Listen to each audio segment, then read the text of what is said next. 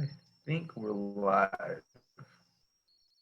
All right, we're joined live this hour by Rooster Martinez, who is a poet, an author. Came out with his first collection of poetry. So we're very, very excited to talk to him about that and all the different avenues and adventures it's already led him to and will lead him to in the near future.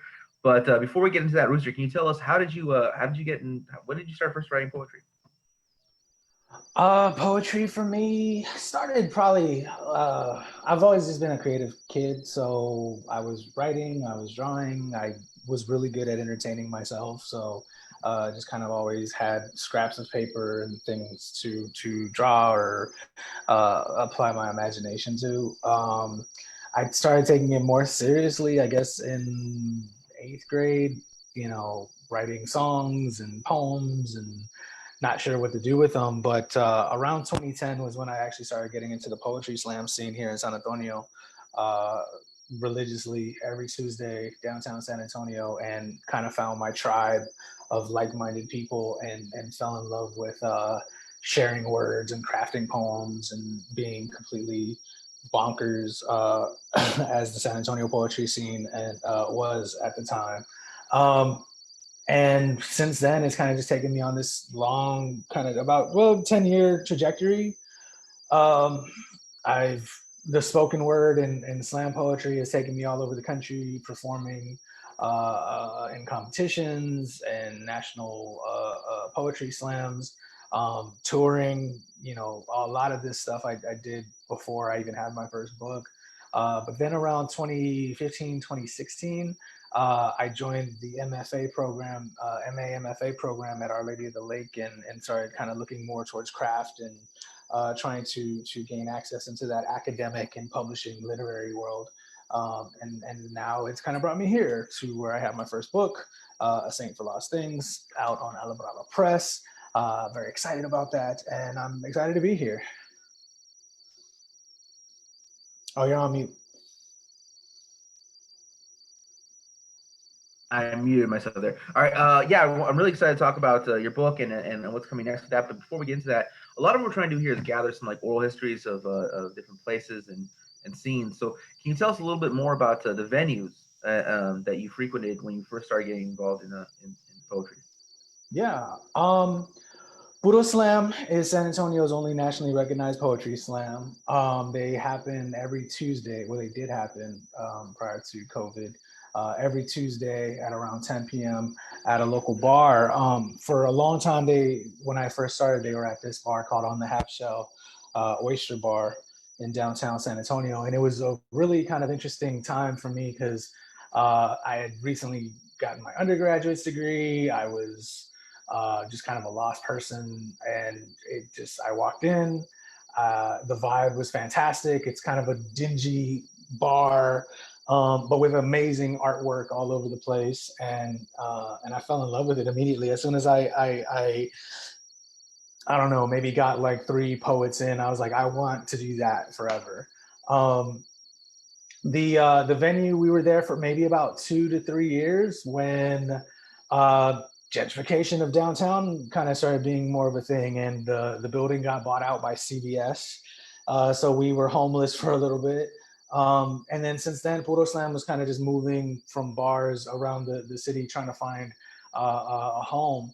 Um, Puro Slam always kind of the slam master who runs it, a guy named Jason Shaggy Gossard.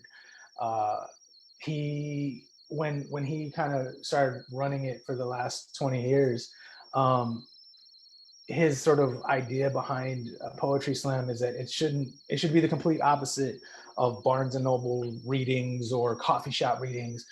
He was very much like, no, this is punk rock. He wanted to create every show to have that kind of aesthetic of like it's a punk rock show. Like you're going to have drunks at the bar that you have to impress with poetry. You're going to have people who don't care about poetry.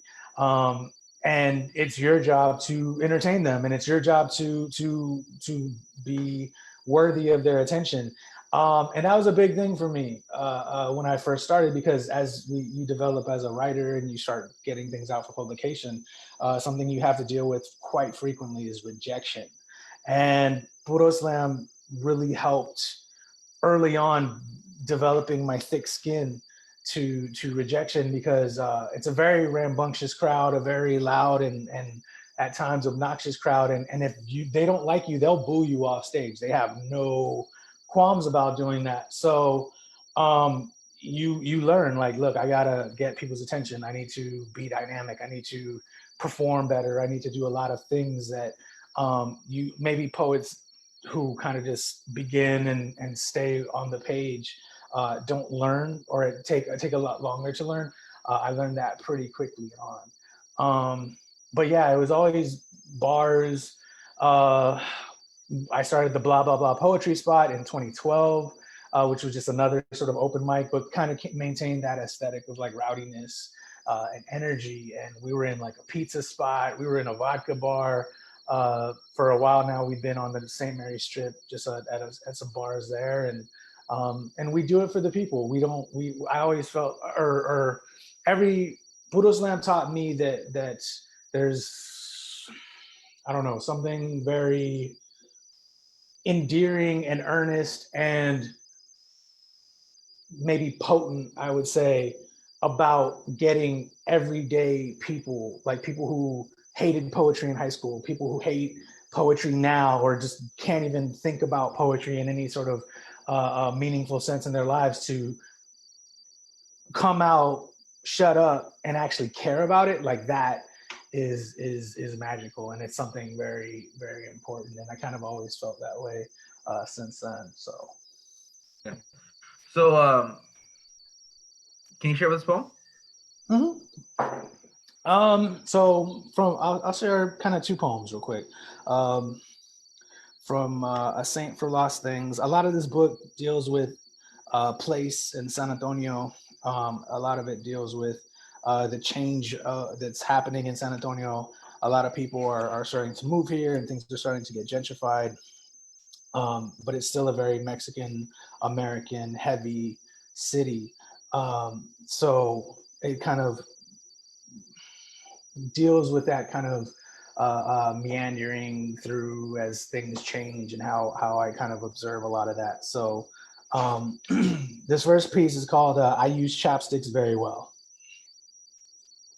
And on this day, the men talk about their dogs. The dogs sound cute. They speak about their lives, and their lives sound cute, like mega churches in the middle of nowhere. And I eat sesame chicken with my father and brother, and our lives are not umbrellas. And on this day, the two men speak casually in a way I cannot seem to inhale, perhaps unallowed. My breath stops short of every doorway, pauses at any invitation to enter, hopes inside there are others holding their breath like me. And on this day, the men sitting at the table next to us discuss flipping houses like season tickets to the opera, and how their voices touch the topography of a neighborhood. It's not unlike Mal de Ojo. And I use chopsticks the way my father taught me, like a careful stranger. The chicken is as Chinese as a hot dog, and I am as Mexican as this country permits. The soda fizz, fireworks above the ice, and Coca-Cola like 4th of July weekends. And in most parts of this country, I am always a careful stranger. Does everything invented in America feel this way? Like soda fizz on the surface and so much darkness underneath. Thank you. So that was one piece. I'll just do one more kind of short piece here. This is The Rights of Home. No, the clock is the enemy to all immigrants. When stuck in between honey and milk, seconds are my grandfather's hands bleeding for this country, more than Christ. My family's backs broke in America before Batman. We held these territories in our laps before anyone came looking, before a saber drew a dividing line. When did salt grow into a fence? Did this all begin by making children pledge to the salt, say, here is ours, a ritual of home? And in all the screaming banners, all the streaming bombs, no apologies, make no pleas for interrupting the rain. When I pledge, I say nothing, cover my heart, shield its bloom from the violence, calm the dirt in my chest before someone walks its terrain and buries a flag.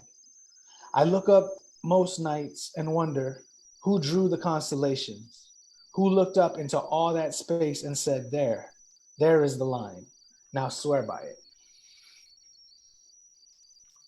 That's strong work. So I want to get into talking about your book, but before we do that, I've noticed that you've had a number of appearances on Right About Now. Can you tell us a little bit about Right About Now and your relationship to it, and like the relation, San Antonio and Houston are not that far apart, so. Oh yeah, no. Texas in general, especially in the spoken word community, and in the literary world here, we have a humongous kinship with each other. San Antonio, Austin, Dallas, San Marcos, Laredo, El Paso, Fort Worth, and a ton of little cities in between there. Kind of all We're all galvanized by this state and what it means to us and our love for it and our appreciation of each other. Right About Now has done fantastic work as far as documenting poets, putting their poems online. I've been fortunate enough to go out there and share work, and they put my poems up, and video is kind of that new. Well, I don't want to say new because it's I guess it's I now, especially during times of COVID, it's gaining even more traction as far as a place for content to exist. And Right About Now, like Button Poetry and a few other places, have really been ahead of that curve by putting poetry on there in video format, and finding all new fans of the art to appreciate it. So I'm very thankful for Right About Now, and all my homies out there in Houston. I love them. They come. We frequent each other's venues all the time because we hold it down for each other. Um, yeah, so let's talk a little bit about the book and a little bit about um, how that. Well, first question, actually, I kind of I have a question before we get into that, because I'm actually kind of interested in this. What what do you think stings more? What do what you can answer this question definitively. What stings more for you? Getting like getting rejected from a journal, or like saying like, oh, I'm sorry, we're gonna pass on your poem this time, or a low slam score, which is the more like bitter pill. Oh man, that's a good question. I don't know if I don't think there's a definitive answer, but I will say this: I know I get more upset about a low slam score, but I think a low slam score, it works a few different ways. Like in one sense, it's like you get pissed because you're like, no, I know this poem's good. I've done it plenty of other places and it's done. And the number one rule of slam that I tell people is it's not fair. So like, just sometimes it's just not your night. Sometimes they're just not feeling it, and that's totally fine. And you just have to accept it. But it still really, really stings getting a low slam score when you're positive your poem's good, and especially if like the audience is feeling it, but maybe the judges aren't. You're like, what the hell is up with that?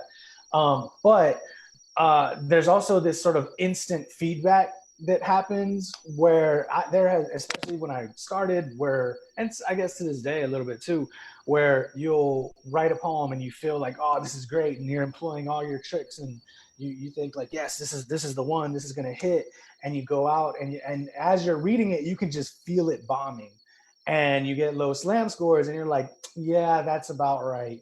And it just kind of it's very humbling, and you have to adjust, and you kind of see where you made mistakes. Whereas with rejections from publications, a lot of times you don't get that kind of feedback, and definitely not that immediate.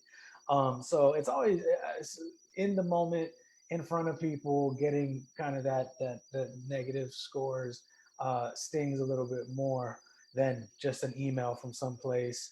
But there are some rejections, I guess. There's that like, I don't know if you have this too, or other people can relate to this, where there's just some presses or publications where you're like, I really want to get in there. Like for me, it's a Bat City Press out of Austin. Like, I don't know why, I just really like their work, and I'm like, I think I can get in, and here's my work, and I just get rejection after rejection, and I'm like, why don't you like me, or whatever. Yeah. Yeah. Yeah. No, for me on that front, I don't know. I don't submit that often unless I know I'm gonna get in for some, years ago, because I'm just like, I'm not gonna come up here and like the guy's drunk, and that one guy over there, he was in the bathroom while I was up here. Like, oh Right. hell no! Like, I'm not doing this anymore. I'm not doing this to myself. So that was kind of my approach. After a while, I was just like, oh man, I'm gonna bet on like fixed races. Like, that became Yeah. kind of like like rigging the game is the game. That became like my mentality. So I kind of shifted up a little bit, but no, but you're in a unique position because there's a lot of people who are more, they consider themselves more literary, and so they tend to do a lot of the submissions, and you see them talk about it pretty openly. I think that's Right. pretty cool that people openly talk about it. They talk openly about like, oh man, I got rejected and this and that, and it's like, oh my god, rejection after rejection after rejection. And I see like the whatever that, and I submitted a couple things, but for the most part, it was my time in slam there. I remember like, man, I like spent all this time doing this and this and this and this to write this poem, and you gave me like a 7.3, and this other person over here just like I could tell that was not edited. I could tell, and you gave him Right. a 10. So like and so like not all cases, but like now and again that would happen. Usually people get good scores because they wrote good stuff, but every now and again you see someone that kind of lackadaisical and still do really well, and you're like kind of like what. And so that was kind of my experience in slam, and kind of like why I kind of shy away from it now. But you're in a unique position in that you've done both worlds, and you know the sting of both situations. So I had to Yeah. ask. No, no, and I think you bring up a good point. Like, I guess because this is something that my publisher from Ala Brava Press and I have kind of been going back and forth on a little bit, not like conversing about, because I mean, like, yeah, like I know exactly what you mean. Like, there's times where you'll have this very well edited, meticulous poem, and then like I'll use myself as an example. Like, I've gone up and just done silly poems that just tear the roof off and get good scores, and I just wrote them like on a napkin or something, and it was just a silly idea. But kind of, I guess what's interesting that slam taught me, and sort of as I've oscillate between the literary world and the slam world, or the spoken word world, is like, well, what are you doing it for? Like, what's the purpose of your work? And like, I write for myself, and like I have my uncle in my mind. Like, he's always the audience. Like, if I can impress him with this, then I'm fine. Like, I don't need any other kind of recognition. Um, but and he's not like an educated person. He's just a dude on the block. um but I guess that's kind of thing, is like, when we submit our work or we get on a stage and perform for a slam, it's like, well, what is the goal? To win? Is it for attention? Is it for the adoration, or what? And that's a very complicated thing to unpack, because like, the interesting thing about the book that we published was, my publisher is very much about impact, not necessarily sales. um, they didn't want to just publish this book and like, okay, we're going to try and sell 300 copies, 1,000 copies, 10,000 copies.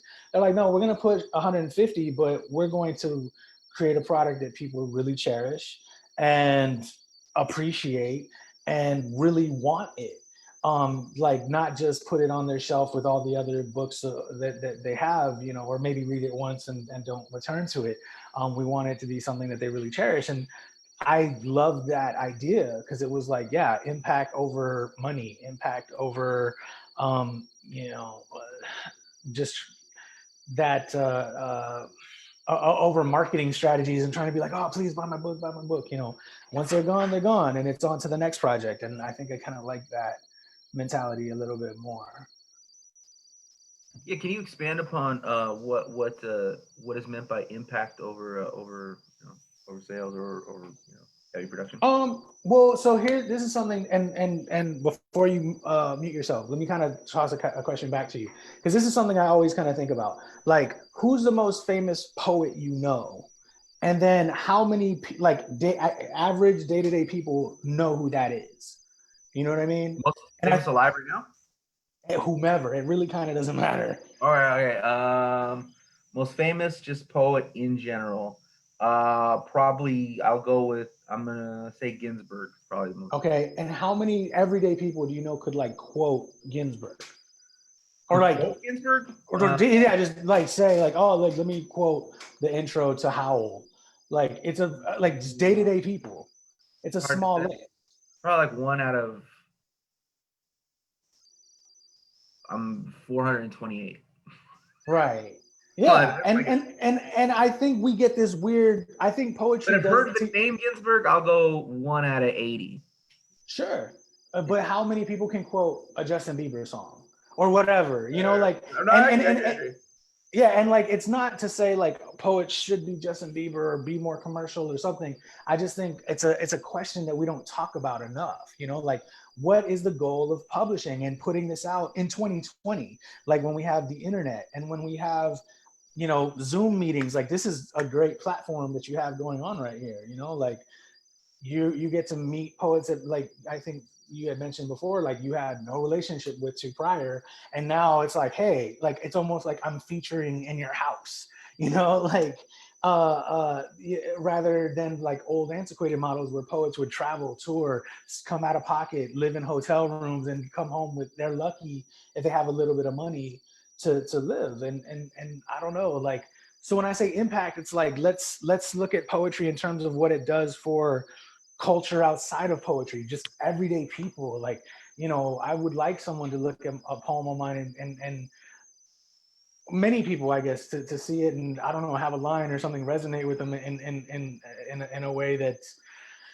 is it's not about gatekeeping, it's not about ivory towers, it's not about a lot of the guards that publishing and poetry, I think, sometimes creates to self-serve and um, kind of validate its existence. Like I'm not against that at all. Like, or I'm not for that shit at all. Like I'm just a dude from the block who writes poems and was fortunate enough to go get an MFA and will always write regardless. So like I don't feel like I need validation from institutions or whatever the hell. You know what I mean? Like I'm cool. So, but I don't know if necessarily all poets are like that. Like, why are we doing this? And what goals are we attaining? Yeah. Um, So what was the MFA experience like for you? For me, it was really good. I was very fortunate, just luckily to find a program in San Antonio that was right in line with everything that I'm about. So I went to Our Lady of the Lake University. They had an MA and an MFA joint program. They are uh, like a mile and a half from my house, and kind of really seen as a really prestigious university here on the west side of San Antonio. They've been here forever. Um, so I was very fortunate. And on top of that, the program was centered on literature, creative writing, and social justice. So all the books that we read, a lot of the assignments that we were given, and all the considerations that we had or made in concerns with our work or work that we studied was through that lens of social justice. And I think that um, gave me an experience that many people who I know who went to MFA programs didn't have. So we didn't, they expected us to read canonical poets like Blake and Wordsworth and such before we got there. But now it's like, no, let's look at contemporary poets. Let's look at queer poets. Let's look at African American, Asian American, LGBTQ poets. Let's deconstruct ableism in poetry in these really interesting ways. And I think that was very forward thinking, in my opinion. So I loved it. But if anyone is interested in getting an MFA, like, be very critical of the program you join and your purpose for being there, because it's a lot of money, and you want to make sure that it's an experience that's fulfilling when you get done with it. So yeah, I have nothing but good things to say about that. So just on a technical aspect, how did the like did you have like a cohort system, like you were like reviewing work back and forth, that sort of thing, or how what was it like? So for their program specifically, they did a really good job of kind of taking care of the students in that You had your courses, your basic course load, but they also did a really good job of doing things like having programs where you were allowed to teach as you went through the program itself. Um, when Which is something that a lot of, especially universities, won't let individuals without doctorate degrees do. So I even after the program, they really do a good job of setting you up. It wasn't like something that I got a whole lot of money, or like, I know some MFA programs pay you to be a part of the program. It was nothing like that, but it was definitely still worth every kind of dollar I paid towards it. They understand that since they can't do what a lot of larger universities do, they want to set you up in the best position as possible. So like, your first semester there, they're already talking about like, okay, let's get you on panels at like AWP, or local writers conferences, or things like that maybe they don't teach you until later on in most programs. But they were really like, their philosophy was, you're going to represent this university, so we want to make sure you know where to go, and you know how to represent this university well. So So tell us about Ala Brava Press. Ala Brava Press was created by Dr. Octavio Quintanilla, who I knew. He was one of my professors at Our Lady of the Lake. But he was also, prior to that, he's been a poet. He has his book, If I Go Missing, published, and he eventually became the poet laureate of San Antonio for the last 2 years. I had a working relationship with him before I joined the program, and we kind of knew of each other and stuff like that. And then as I was a part of the program and he was helping me with my manuscript, he kind of mentioned to me like, "Hey, I think I'm going to start my own press." And we, at the time, we didn't have any real desire like, "Oh, you should use my stuff," or anything like that. But he, like I said, he and I had very forward thinking, radical, whatever you want to call them, ideas about what poetry could look like, or how can it affect people, or the mediums by which we put it out, and impact over money and stuff like that. So we would just talk about it and talk about it for a long time. And then a year or so, maybe a little longer than that, after I graduated, he reached out to me and he was like, "Hey, you still publishing and stuff?" And yeah. And he just was like, "Well, send me some stuff," because Ala Brava doesn't just have open submissions. They don't really. They're kind of very strategic in who they want representing the brand. So he reached out, he looked at the stuff, and was like, "Yeah, let's do this." And we kind of discussed on like I said, like, well, what's a good number for this, because it's going to be a limited run. Do you know how many books should we publish? And it's been great. It's a great relationship with them. Yeah, yeah. Um, so the poem selection, like which, I mean, it's a like you say, it's written for impact. It's concise. It's a quick read, strong read. So how did you go about selecting the poems for this collection? Um, it was very most of the poems that I had, I've been writing. I mean, first book, you have a whole well of material to pull from. I mean, like the poems kind of pile up. So for this one, I really wanted this to kind of be my love letter to San Antonio, because I love being from here. I love the nuance of of this city, and I feel like we're kind of always an overlooked city in a lot of ways. And I I kind of went through to find poems that were equal parts showcasing what makes San Antonio like a magical place for the people who live here, and sort of can see themselves reflected in the work.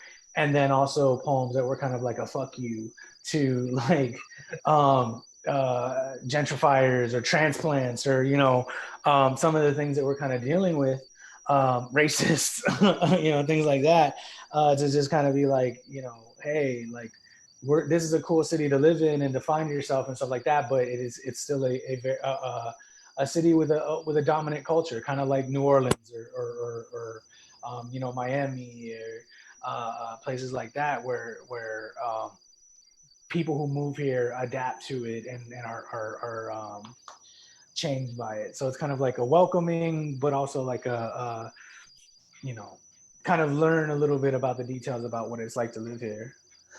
Yeah. Um, can you share with us another poem? Sure. Let me see. Um, since we kind of mentioned it, this is a poem that I wrote while I was in my MFA program, and it kind of talks a little bit about that space. I had a partner at the time who she was also getting her master's degree from a different university, and had a conversation with someone who, when they were talking about authors of color, said that she didn't like them because authors of color always come across as very abrasive and cursing, and that it's kind of off-putting because they're so and my partner at the time was real like offended, like really offended, that they had this whole conversation in her class. And I don't know why it just didn't affect me that way, but I kind of took it as like this positive thing where I'm like, yeah, like marginalized cultures and people and communities, like our heroes are abrasive. It's like, Machete or a Mariachi or Shaft, or these, they have to be sort of larger than life representatives of these neighborhoods and communities, because if not, like, we don't get seen. So that's where this poem kind of really comes from. This poem is called Abrasive B. White colleague says authors of color sound too abrasive. Abrasive, adjective. 1, causing damage or wear by rubbing, grinding, or scraping. 2, having a rough quality used for rubbing something to make it smooth or shiny. 3, very unpleasant or irritating. 4, my words are abrasive. They're a concertina, barbed wire rap nation, fenced in and awaiting deportation. Words that won't settle nice into new neighborhoods. They seek to settle into South Texas like the espinas of agave plants. My words talk back to a God I never asked for. This tongue is a cactus, littered with dead men, healthy in unforgiving territories. Rough words, because rough is the only way to be heard. Be it brown barrio kid with an attitude, be it educated vato. Take me seriously when I'm deadly serious. Cover every story in skin. Abrasive be hip hop, be Trinidad, be scorched comales of abuelitas, be Chuck Berry's guitar strings. Abrasive be a house on Mango Street, be how we show love, and we can be tough to love. But our love rubs like whetstones, and our love makes our partner sharp and shiny and lethal as obsidian knives. Abrasive be how we learn to speak God through the bleach. Abrasive be the definitions we find ourselves in dictionary because the smoothest shit we do is never taught in history. Be like most brown kids in the classroom, irritated to the point of raw.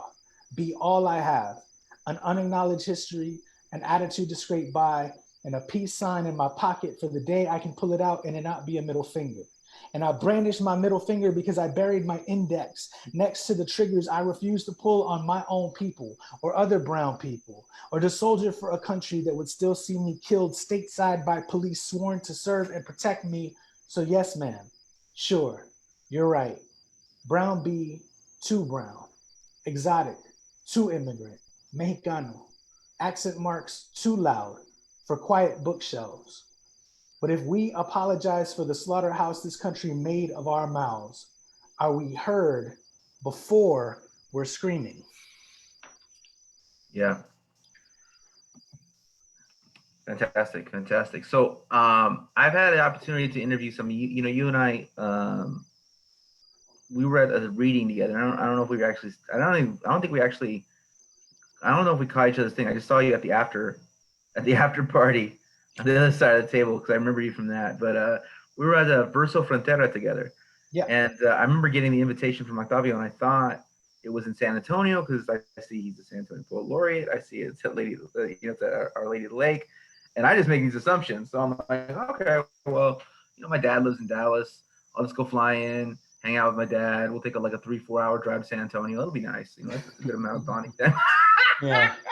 No, Drive that's a all the way long drive. down to McAllen. I had no idea. So I've got a chance to talk to some people from well, first of all, I want to ask you about that, but yeah, so tell us about yeah, just about your participation in just different festivals there in Texas, including that one. So Frontera was great. That was a real good time to kind of just meet a lot of incredible poets from all over. I also Texas is an interesting state because, like, whereas a lot of culture in the United States comes from New York or LA or Chicago. Texas doesn't like, we have Houston as sort of like our main major city, but the whole state of Texas itself is just kind of its own, I don't know, super mega city where like we're so comfortable driving 8 hours to go to Dallas or to the RGV, the Rio Grande Valley, for a conference or a festival or Austin or wherever, that you can do so much in Texas without ever having to leave it. And that's one of the beautiful things about living here. And like why I said, there's just such a kinship and camaraderie because we all frequent a lot of the same things. As far as festivals and conferences, I was also fortunate enough, I think it was right the week after Verso Frontesto was AWP, or it was right around the same time. Corpus Christi also had something called the People's Poetry Festival around that time that I was able to do. But yeah, it was a really good week. And I don't know, like poetry festivals are fantastic because there's some of the easiest like shows to diversify and add new poets and new voices and really make compelling and interesting, in my opinion, at least. Yeah. So so the other question I wanted to ask you is, I got a chance to interview a few people that I met that weekend. Also talked to, of course, Edward and a number of people, and everyone seems to have a different opinion on where South Texas begins. So South Texas. So in your mind, where does South Texas begin? It begins in San Antonio, and specifically there's a major highway called 281, and just before you get, like, still within San Antonio city limits, but the north side of San Antonio, that's where South Texas ends. Because San Antonio is interesting because there's so much, like, the east side is amazing, the south side and the west side are amazing. The northwest side, which is like the medical center, and they're diverse culturally as well in a lot of ways. But once you get to the north side of San Antonio, it's just puro blanco, and it's like am I even in the same city? Like, this doesn't make sense anymore sometimes. So we always say, like, we don't know what the hell goes on that side of town because we really don't pay too much attention to them. But for me, South Texas begins there and it goes all the way down to include Laredo, the Valley, and it's just that kind of ginormous space, all those little towns in between there, Refugio. Yeah. Yeah. Okay. But like Laredo and the Valley, they're interesting because they you ask them, they're like, we're South Texas, like that's it. We're the only. That's it. Yeah. And it's like, San Antonio doesn't count. Yeah. I mean, yeah, like the way they describe it is like, we're South Texas. Like, well, then South Texas only has like 20-mile. Right. Anything beyond like 20 miles from the border is no longer South Texas. Exactly. Yeah. So that's kind of the way they were defining it. So it was kind of interesting. And then they have their own squabbles too, because like the Valley, because Laredo considers themselves the Valley, but the Rio Grande Valley doesn't consider Laredo the Valley. It's like, so I was in this. South Texas is also different than the rest of Texas because, to a certain extent, we have a cultural identity here. A lot, it's very Mexicano. Yeah. But it's also more diverse than that, and there are a lot of other voices included in that shine through as well. But in terms of like the parts of Texas that are known, we're always kind of like the little brother or the one that's like trying to get recognition, and then within that, it's like, no, the RGV is cooler, or no, the Laredo's cooler, and whatever, San Antonio, you suck because you're a city, and like you're lame, and you're not at the border, and your tacos suck, and it's like, whatever, our tacos are amazing. So like, it's a weird family dynamic. What else is interesting is that people from the Rio Grande Valley, a lot of them refer to Spanglish, as Mhm. Tex-Mex, and yeah, as someone from California, I highly objected to that. Yeah, you can't just claim Spanglish and say it's Tex-Mex. What the fuck? Anyways, Right. but no, I guess you can. I mean, I don't know, but it was kind of interesting. Well, That I was an think interesting thing. So, Tex-Mex Antonio, is Spanglish that a is Rio way Grande Valley different. thing or is that a Texas thing? That's my question. Is that an Oh, RG Tex-Mex? or is that Texas? No, no, no, not the food. Saying that Spanglish Hmm. is Tex-Mex. Is that a No, that's a Texas thing. Like, see, because the thing about Texas, so another kind of something we kind of touched on a little bit, like Texas Mexicanos versus Californian Mexicanos versus Chicago Mexicanos. Like yeah? we all have this kind of weird dynamic where, Mexicanos from Califa is really like, no, it's Spanglish, it's this, and it's mixed with a lot of different things and hip hop and stuff like that. Whereas Texas is more southern, border, rancho and stuff like that. So it's very different. Like our Spanglish is not the same as California's Spanglish, but I don't. It's weird because like I don't even think we don't really call it Spanglish that too often. It's just kind of like you just talk that way, Like I Yeah. don't.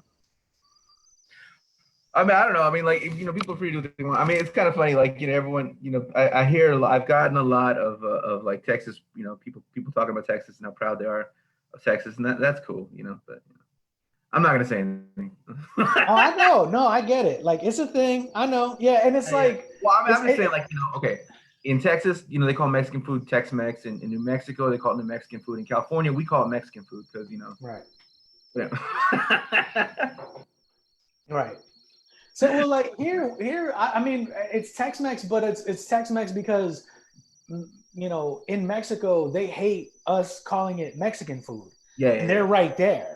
So we have to call it something different. Like, because we really just call it Mexican food, but they're like, I know that's not Mexican food. This over here is the authentic shit, and what y'all got is some anglicized version of it, blah blah blah. Because like a lot of the Mexican food that comes from California, like I'm like I don't know what that is. Like, what the hell is a fish taco? Like, why? Or like it's just is or why there's so much sour cream on stuff, and it's just different vibes, and I get it. And like you said, to each their own. um I don't know.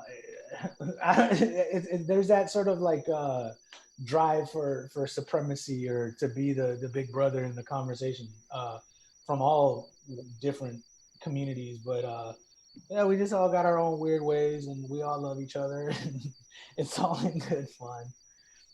Yeah, yeah. No, of course, all good fun, Yeah. all good fun. So let's tell us. I mean, reading your book is kind of funny. We touched on so many different things. We touched on MFAs. There's an MFA poem. There's even a poem about Ginsburg in there. We're gonna chat that with Ginsburg. So there's something for everything. So can you tell us where we can find the book, where people can find it, and get it while they can?